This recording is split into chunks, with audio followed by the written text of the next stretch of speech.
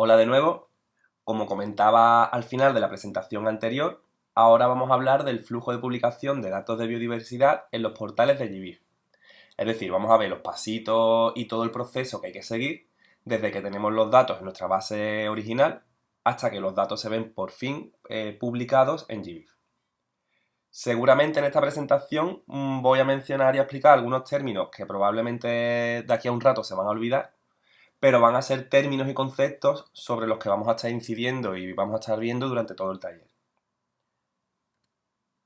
El flujo de publicación lo hemos simplificado en estos pasos y nos sirve como esquema de lo que vamos a estar haciendo a lo largo del taller. ¿Cuál sería el punto inicial, el punto de partida de este flujo de publicación? Bueno, pues el punto de partida serían los datos digitalizados que ya tenéis cada uno y cada una de vosotros en vuestra, digamos, en vuestra base de datos, en vuestro propio sistema, con un formato concreto, que puede ser un formato muy variado de una persona a otra. Este formato puede ser desde planillas Excel, que son bastante frecuentes, a bases de datos de Access más complejas, bases de datos de MySQL y, bueno, otro tipo de bases de datos. ¿Y por dónde empezaríamos? Pues bueno, el primer paso sería registrarnos en GBIF tanto en el portal internacional como en el nacional. Luego vendría la adaptación de la base de datos original al formato que necesitamos para publicar en GBIF. A continuación haríamos un proceso de mejora de la calidad de los datos para obtenerlos preparados para su carga en el IPT. Que la carga en el IPT, vamos, el IPT es la herramienta de publicación que pone a nuestra disposición GBIF. Y por último, la publicación como tal del recurso. Y no me quiero dejar esta flechita verde de aquí abajo, que sería, digamos, la retroalimentación, ¿no? Esto quiere decir que aunque yo tenga mis datos publicados, ahí no acaba necesariamente el proceso, sino que estos datos se pueden actualizar con el tiempo, puede que haya una participación y una colaboración por parte de los usuarios de nuestros datos, que se pongan en contacto con nosotros y nosotras y que nos comenten si algún dato requiere actualización, si alguna coordenada está errónea y cosas por el estilo. Esto nos permitirá mejorar la calidad de nuestros datos, de nuestra propia base de datos y de nuestra propia colección. Con lo cual, tener publicados los datos, como ya había comentado en la presentación anterior, nos permite también dejarlos al público para que nos lo mejoren, ¿no? Un poco, para que mejoren la calidad de esos datos. Y luego ya, pues, lo que pasaríamos a continuación es a explicar un poquito más cada uno de estos pasos, ¿vale? Entonces, el primero sería el registro en GBIF. Como decía, hay que registrarse tanto en el portal internacional como en el nacional. Este sería el primer paso que tenéis que hacer todos a nivel de institución, no a nivel personal. El registro en GBIF internacional consiste simplemente en registrarse formalmente como una institución dentro de la organización. Es un paso muy sencillo y únicamente tenéis que cumplimentar un cuestionario que está en línea, ¿vale? Que encontraréis en este enlace. Y luego hace un pequeño, bueno, esto sería la pinta que tiene el cuestionario, ¿vale? Donde se piden nombres de contacto, el nombre de la organización, la página web, email, bueno, y otros contactos. Y luego entraríamos en lo que es un pequeño sondeo que hace GBIF a la institución para ver qué tipo de datos va a compartir, tiene para compartir. O si tenemos a alguien que nos ayude con el alojamiento de los datos, si tenemos pensado hacerlo nosotros, quién es la persona que se encargaría de esto. Estas respuestas no son inamovibles, ¿vale? A medida que vais evolucionando en el proceso, podéis modificarlas. Esto se trata solo de un primer sondeo, ¿vale? ¿Y qué datos serán susceptibles de que aparezcan en la base de datos de GBIF? Bueno, pues básicamente serán datos que sean relevantes, que vayan a estar publicados en la plataforma por un gran periodo de tiempo, que procedan de una institución de confianza, que se traten de datos abiertos y reutilizables y que tengan una persona de contacto disponible para seguir publicando y actualizando los datos que ya estén publicados. Y por su parte, esta sería la pinta que tiene el acceso al registro en el portal nacional, que es a través de la web gbif.es. ¿Vale? Entonces, de manera paralela al registro en GBIF internacional, es necesario que registréis también vuestra institución en gbif.es. Para ello debéis de daros de alta en el registro, que aquí tenéis el enlace, ¿vale? Este sería el enlace directo al cuestionario de instituciones. Esta es la pinta que tiene el cuestionario. Se trata de un cuestionario muy breve que os solicitará información muy básica. Y ahí terminaría, digamos, el proceso de registro. Pasaríamos al siguiente paso del flujo de publicación, que sería ya la adaptación al estándar que nos solicita GBIF. Como comentábamos al principio, el tipo de formato en el que están los datos en origen puede ser súper variado. Entonces, claro, nosotros tenemos que conseguir que estos datos sean interoperables y que cuando tú busques en GBIF le des al botón y te bajes todo en una tabla y puedas utilizar directamente los datos sin que tengas que echar horas y horas adaptando esos datos. Bueno, pues precisamente ese es el trabajo un poco así más arduo que tiene el publicador o la publicadora. Preparar esos datos para que sean fácilmente consultables después por los usuarios y las usuarias. Entonces tendría que utilizar un lenguaje común, que en este caso es el Darwin Core, para adaptar sus datos al estándar. ¿Y en qué consiste? Bueno, pues consiste en una serie de términos que podemos entender como atributos o campos de información que se pueden publicar en una única tabla, que es lo que llamamos el core o el núcleo, y que contiene unos 170 campos o términos.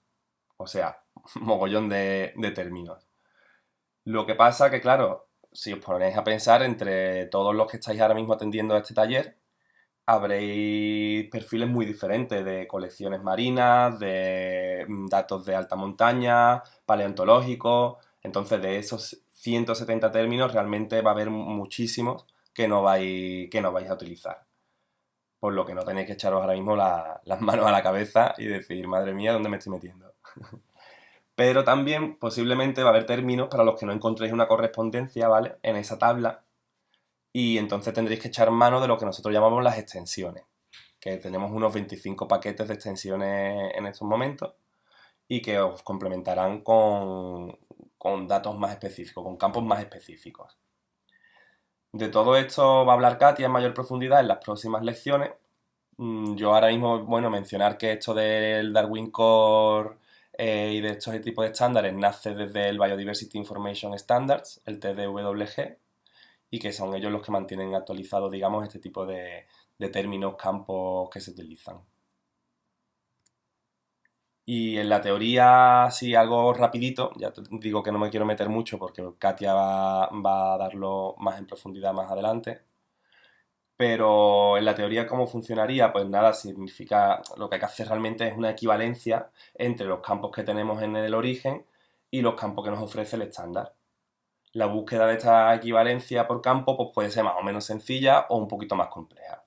Habrá equivalencias que sean bastante sencillas, bastante rápidas, como por ejemplo nombre científico, pues scientific name, reino, kingdom, número de herbario, catalog number. Pero luego hay otros términos que GBIF los necesita en un formato concreto. Entonces, por ejemplo, las coordenadas. Pues las coordenadas pueden estar en UTM, en MGRS, en sexagesimal, y el estándar Darwin Core para publicarlas en GBIF y que se vean en el mapita necesitan que estén de tipo decimal, ¿vale? Entonces pues tendremos que pasar nuestras coordenadas a coordenadas decimales. O la fecha, por ejemplo, pues la fecha también tiene que estar en un formato concreto que es el que te pide el estándar. Pues eso va a pasar con la fecha, va a pasar con los códigos de país, va a pasar con otros campos. Y precisamente sobre eso es lo que vamos a trabajar en el taller, para que veáis qué términos son los que hay que tener en cuenta y cuáles son los obligatorios y cuáles estandarizar y cómo hacerlo. ¿Vale?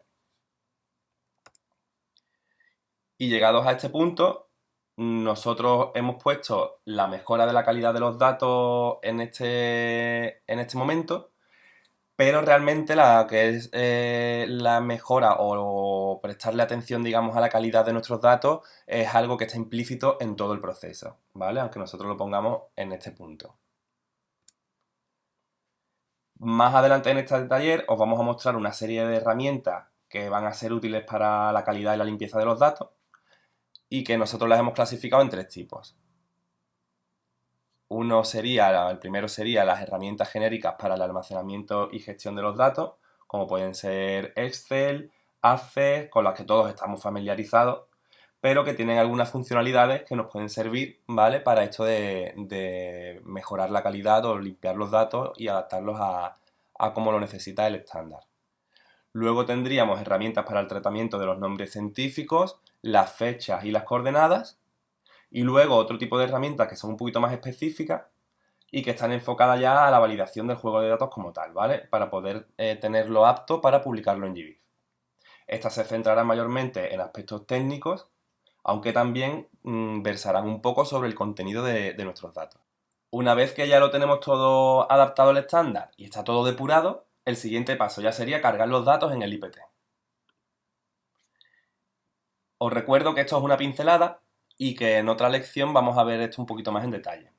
Simplemente ahora mismo comentaros que el IPT es una herramienta web a la que vamos a poder acceder a través de una URL en la que todo el mundo puede ver lo que está cargado. Y que además, como publicadores, pues vamos a tener unas credenciales para poder acceder y cargar nuestros datos depurados y sus metadatos asociados. O sea, desde aquí vamos a poder pues ir actualizando la información relacionada con el juego de datos que estamos publicando. Esta es la pinta que tiene el IPT. Como digo, os accederíais con unas credenciales y también podéis modificar el idioma. Y desde aquí pues ya vais a tener acceso a todos los juegos de datos y todos los registros publicados a través de esta herramienta. Y listo, llegaríamos ya al último paso del flujo de publicación, que es el paso más gustoso, porque ya solamente con pulsar un botón tendríamos nuestros datos subidos en la plataforma, en la infraestructura esta de GBIF. Y que bueno, como veis no es un proceso complicado, simplemente el paso de adaptación del estándar en el que tenemos que preparar nuestros datos, nuestros campos de información con unos formatos, sobre todo en algunos campos, con unos formatos específicos, pues bueno, eso sí que nos puede llevar más o menos tiempo. Nosotros no podemos decir si va a durar 2 horas, 5 horas o 3 horas ese proceso. Pero sí que es cierto que ya eso va a depender de cómo tengáis vuestros datos en el origen.